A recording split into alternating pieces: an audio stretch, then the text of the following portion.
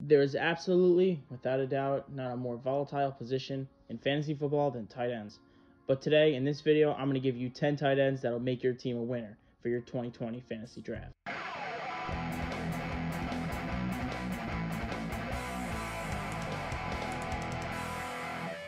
If you like what you see, like the video and subscribe to the channel. Check out the other videos we got going on the channel. We got fantasy football, Who Is series. There's so much content for you guys, so get ready and stay tuned. So coming in at number 10, we have Noah Fant. Now, Noah Fant is number 10, and there's no surprise here. Noah Fant was this stud, great tight end out of Iowa. He was supposed to be the next big thing. He was supposed to replace Gronk. Noah Fant ended up being drafted by the Broncos. He's a really solid player, very, very fast, and I think the Broncos have kind of a scheme now where they can incorporate him into the offense pretty well. I'm not the biggest fan of Noah Fant, only because of his inexperience at quarterback. Now, there's no problem with Drew Lock. He's only played 5 games, so I think we need to pump the brakes on the whole Drew Lock train. But Noah Fant's my number 10 tight end because I think he'd be really solid. Coming in at number 9 is Hayden Hurst. Now, Hayden Hurst is number 9, and you kind of are going to get confused here, but let me put this out there. So Hayden Hurst is joining a Falcons offense. Now, this Falcons offense was the same offense that gave Austin Hooper 75 catches and almost 800 yards in only 13 games. I think Hayden Hurst is more talented than Hooper. He's faster than Hooper, a better receiver, and I think he's going to have a fantastic year. He's your 9th ranked tight end. Although I do think you should take Noah Fant before you take Hayden Hurst, I just think Hayden Hurst in the end of the year will end up being better than Noah Fant. Now, coming in number 8 is Hunter Henry. Now, Hunter Henry is a really good tight end to target. Now, the problem with Hunter Henry is his quarterback situation is a little iffy. So you got to monitor what the Chargers are going to do with Tyrod or Justin Herbert. But otherwise, I think Hunter Henry's a pretty safe bet. You're going to get around 60, 70 catches with him. The yards kind of depends on how healthy he is, but you should probably get around 4 or 5 touchdowns. He's a really solid guy. I think he has a higher floor than everybody else, but his ceiling is definitely lower than some of the other guys on this list. Coming in number 6 is Rob Gronkowski. Rob Gronkowski is the Rob Gronkowski. He's a fantastic Hall of Fame, first ballot, most dominant tight end of all time. But Rob Gronkowski is not the same Rob Gronkowski that he played New England with. Now, I know that Brady is there in Tampa with Gronk, but I don't think that Brady and Gronk are going to have that same dynamic connection, given Gronk's a year off of football. I don't think it's going to affect him that much, but it's going to affect him. So we kind of need to pump the brakes and make sure we're not over-evaluating Rob Gronkowski. And that's why Rob Gronkowski was the number 7 tight end for the 2020 season. Now, coming in number 6 is Evan Ingram. Now, Evan Ingram is probably the most talented tight end in the NFL. I don't think there's any debate about that. He's an athletic freak, fast as they come, great route runner, hands are good. It's just Evan Ingram has a problem staying healthy. If he can stay healthy for all 16 games, you're going to see a stat line of 800 yards, 7-8 plus touchdowns, maybe 75, 80 receptions. He's going to be a beast. But the problem is he usually never can stay healthy. He's got a new offensive system that really highlights their passes to tight ends, given the history with Jason Garrett in Dallas. So I really think Evan Ingram's a solid pick. I think you got to be careful and kind of get a backup guy if you're going to go with Ingram, just in case his injury bug comes up again. But he's definitely a great tight end, very talented, and that's why he's number 6. Now, number 5 is Darren Waller. Now, Darren Waller is a great tight end. He was just a diamond in the rough. He's actually, fantastic. He is somebody who can catch the ball with great consistency, fantastic hands. He also, speed. He has speed out the gates. As soon as he catches that ball, he's like a rocket. He also is in an offense where there's not a lot of wide receiver weapons outside of Henry Ruggs now. So Darren Waller and Henry Ruggs are going to take up a majority of the receptions, and I think Waller stays healthy for the whole season, and I think he gets another 1,000-yard tight end receiving season. I probably think he's going to increase on the touchdowns. He only had 3 last year. I'd probably put him around 5 or 6. Waller's a great tight end, and I really think you should pick him for your fantasy team if the price is right. Now, don't get me wrong. You shouldn't be selecting him as high as 1, 2, 3, or 4, but you should definitely pick him over 7, 8, 9, and 10.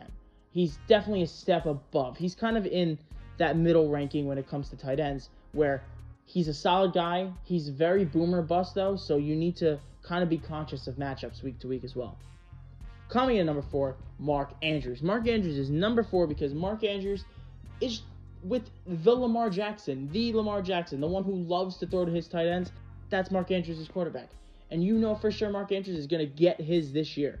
He's going to get at least 60 receptions, at least 800 yards, and at least 5 touchdowns. That's bottom line. His floor is actually higher than most of these guys' ceilings at tight end in the NFL. And I really think Mark Andrews could be somebody who could be very, very good for your fantasy team. He's somebody that, since he's been in Oklahoma, he's just been in a pass-happy, fantastic ran offense that's very smooth, and he has a very smooth connection with his quarterback. I really like him, and I really like the Ravens' offense. That's why Mark Andrews is number 4.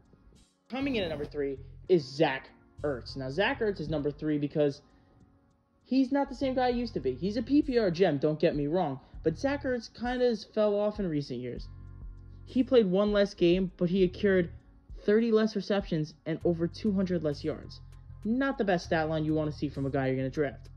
However, his touchdowns did stay pretty consistent. He had 2 less, but 2 less from 8 is 6, and 6 is a solid number. So don't hate too hard on the touchdowns. The problem with Zach Ertz is they're kind of leaning towards giving Dallas Goedert more and more touches.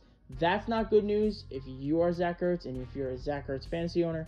I really think if you have Ertz, you should have Goddard as kind of a cuff just in case Ertz gets hurt. But Zach Ertz is a great tight end. I think he's going to be good again this year.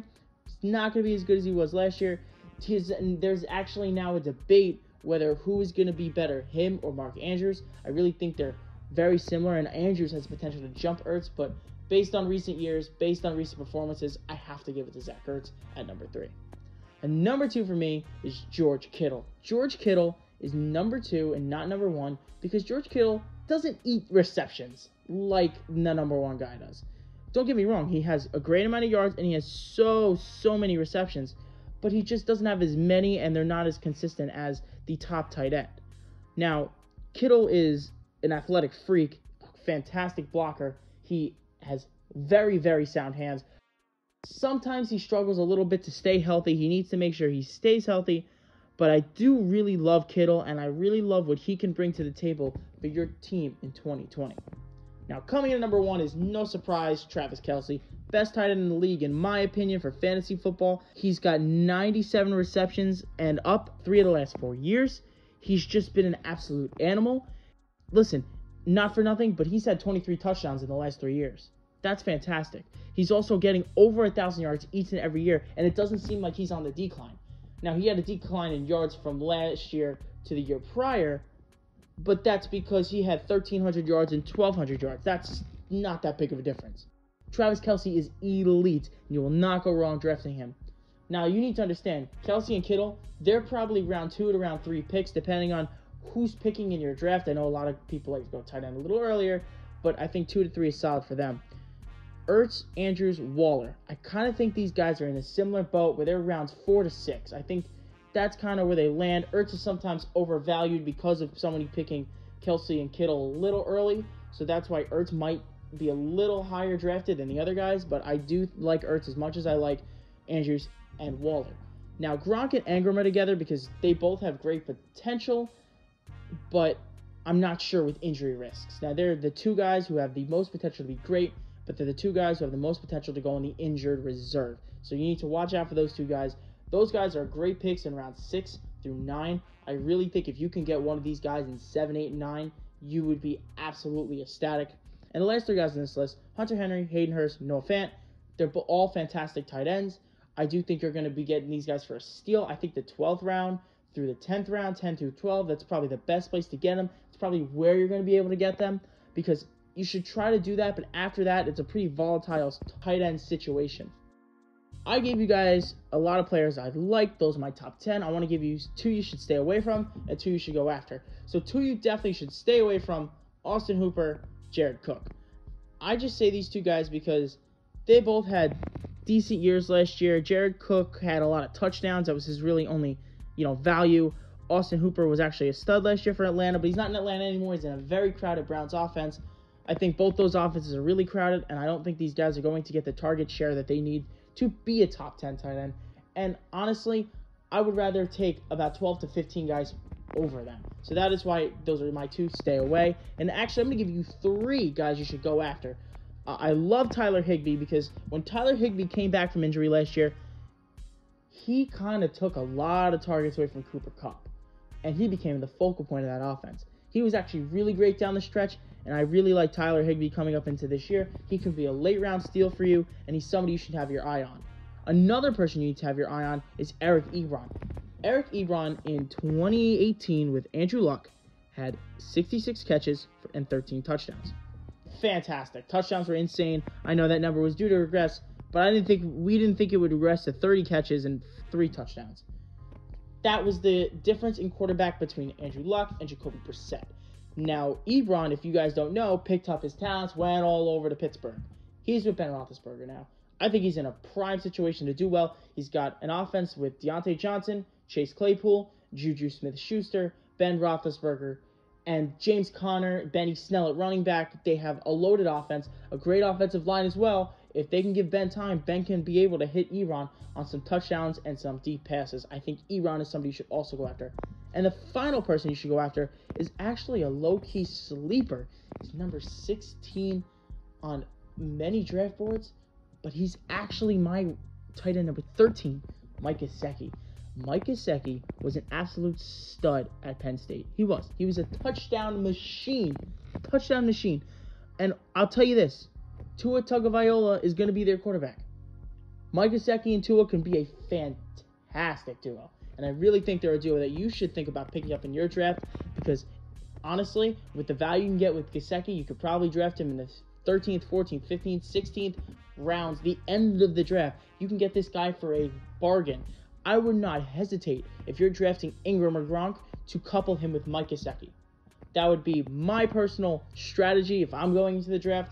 But those are my top 10 tight ends. I gave you 2 tight ends you should also stay away from, and 3 you should go after in late rounds because they are great sleepers. If you like what you saw, like the video, subscribe to the channel. We're almost at 1,000. We appreciate everyone who gives us time, gives us a like, gives us a subscribe.